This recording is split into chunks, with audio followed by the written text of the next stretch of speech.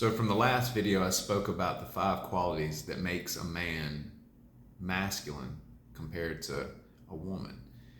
Every Christian should bear the fruit of the Spirit: love, joy, peace, patience, kindness, goodness, faithfulness, gentleness, and self-control.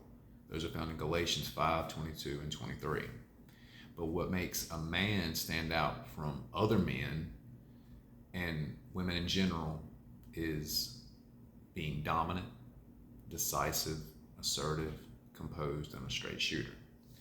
So I'm going to touch on each one of those. Dominant would be the first one. It means most important, powerful, or influential. Commanding or controlling others. And obviously that means within a sense of leading with humility, or it should, at least from a Christian standpoint. Your dominance really should be said mostly by how you hold yourself. So it's your presence, your stature, demeanor. It demands respect when you walk into a room, especially if you have rapport and people know of you and how you hold yourself. The second would be decisive, settling an issue or making decisions quickly.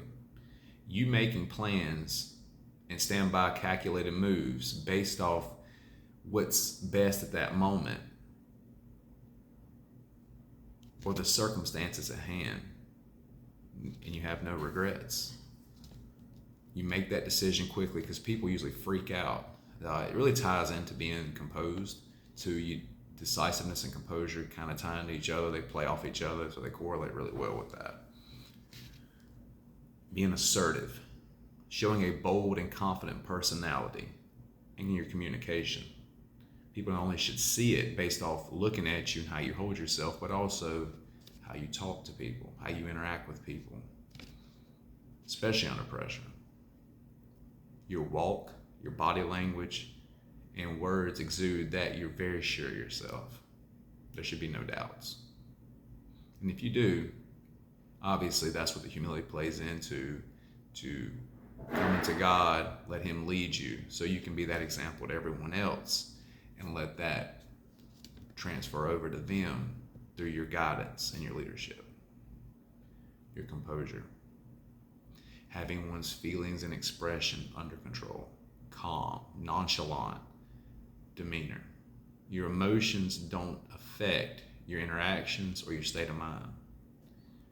Everyone is freaking out, so you should be calmer as it happens. And obviously this is something that happens over time. This is something that you would have to grow into more. But once you're more decisive, the composure, you see what I'm talking about, going back and forth. The last one would be being a straight shooter. Direct and honest person. You don't sugarcoat anything. When you say things, your actions, you go directly to it and you make it happen. You're not trying to be politically correct. You're not trying to cater to people's feelings or anything of the like. I mean, some tactfulness does play into that, but most of the time people respect you and they get a sense of who you really are by how direct you are. So it's more benefit being a straight shooter than it is thinking how you're not going to offend somebody. All 5 of these qualities correlate and they work together to set you apart from other men, like I said earlier, and women in general. These aren't all, but I believe they're the most important when it comes to being a masculine man. I mean, you can throw in strength in there. You could throw in courage. You could throw in mastery at something, or competence, which I don't disagree with. But I don't believe that's not the generality. If you had to sum it up for somebody, those 5 are the ones I would say plays the most part of what makes not only just a masculine man, but a Christian masculine man. You apply it differently. You're always setting it to be following the confines of the Bible.